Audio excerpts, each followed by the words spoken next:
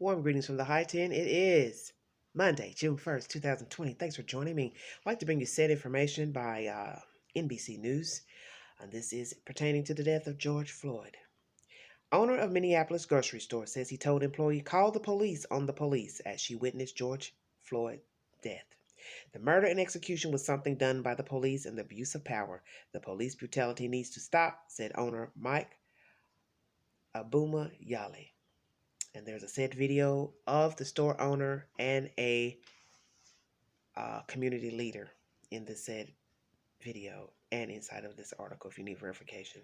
The owner of a Minneapolis grocery store that George Floyd had just left when he encountered the police said his employee called him crying after witnessing an officer press his knee into the man's neck. The employee was crying, telling me, Mike, what should I do? The guy can't breathe. They're killing him. Mike Abumayale, the owner of the Cup Foods, told NBC's Gabe Gutierrez. I said, call the police on the police and make sure it's recorded, and she did that. Floyd, who was black, died Monday after a white Minneapolis police officer responding to a call about a forgery pressed his knee onto his neck for at least 8 minutes. The incident was captured on video. Please, I can't breathe, Floyd begged as he was pinned to the ground. My stomach hurts, my neck hurts, please, I can't breathe. Abumayale was not at work the day of the incident, but said Floyd was a regular at his store and he never had an issue with him in the past. On the day of the incident, Abumayale said Floyd came in with a man and a woman.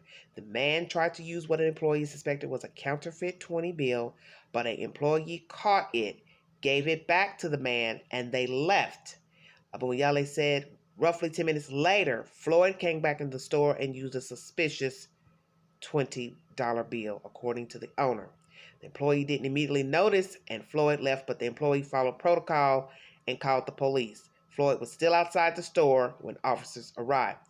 What took place outside after that was not in our hands, Abumayale said. The murder and execution was something done by the police and the abuse of power. The police brutality needs to stop. Abumayale remembered Floyd as someone who was always pleasant. He said Floyd may not have even known that the bill was counterfeit. The owner said he didn't realize Floyd had died until the following morning. We were all outraged. Minorities are not being treated equal in this country, and this is an issue that has to be addressed and fixed by our leaders in the community, he added. The death has led to protests in the city. Celebrities such as LeBron James, Ava DuVernay, and Meek Mill also have been speaking out on social media. The 4 police officers involved in Floyd's detainment were fired Tuesday. The officer seen with his knee on Floyd has been identified as Derek Chauvin. Minneapolis police identified the other officers as Thomas Lane, Two Tail, and J. Alexander Queen. NBC News is the source for this. More information. The Police Officers Federation of Minneapolis said in a statement that it was not the time to rush to judgment, that the officers were fully cooperating in the investigation. We must review all video. We must wait for the medical examiner's report. The statement said officers' actions and training protocol will be carefully examined after the officers have provided their statements. The mayor of Minneapolis called for charges to be filed against Chauvin. Police said Floyd resisted arrest, but Mayor Jacob Fry said he saw nothing that would signal that this kind of force was necessary. Floyd's death is being investigated by the FBI and the Minnesota Bureau of Criminal Apprehension. And let me note that this article by NBC News was updated on May 28th at 2:04 p.m. So we're a few days in from this said information of the interview with the grocery store clerk. So this is the layout of the situation, allegedly. Floyd went in with a man and a woman. The man, the friend, associate, passed the $20 bill. It was caught. They all left out of the store. Mr. Floyd comes back into the store with a $20 bill. And in this interview here, this live interview, the owner of the store says it was not caught. And so Floyd comes out. Now, did he have something, purchase something? That was not relayed. Next thing you know, as you see in the video, he is approached by police officers and Mr. Chauvin. So what I'm trying to figure out is, when you saw the clerk, when you saw Mr. Floyd come back in the store, you knew he had been in the store with 2 other people, and you caught the first $20 counterfeit bill, and you handed it back to that said person. Why in the world would you then accept another bill by Mr. Floyd? If you saw that he was in the store 10 minutes before, do you all see where I'm going with this? If you say Floyd and two other people came in, guy A handed me a bill, checked that it was fake, all three left the store. Floyd comes back in, round two. Why would you even accept the money? Because this owner of the store says it was not caught this second round of a $20 bill. See, this is where I'm confused. When you handed the money back the first time and it was fraudulent, you should have told them don't come back in the store. And that's what is weird, is that Floyd allegedly went back into the store twice by himself on the second time to pass the $20 bill. But the owner says it was not caught, but protocol says call the police. So they called the police, even though you're saying the second $20 bill was not verified as a fake $20 bill. This is where I'm confused. So did you originally call the police when they first came in the store? And then perhaps they walked out, sat in the car, waited a while.